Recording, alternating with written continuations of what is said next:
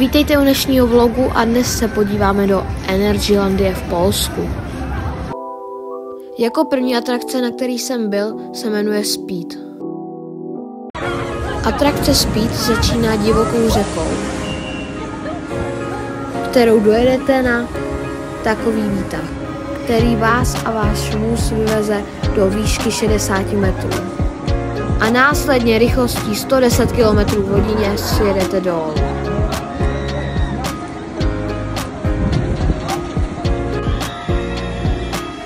Nesmí chybět pocákání vodou. Další atrakce, kterou jsem navštívil, se jmenuje Formula. Jede rychlostí až 100 km/h a zrychlení z 0 na 100 má za 1,2 sekundy.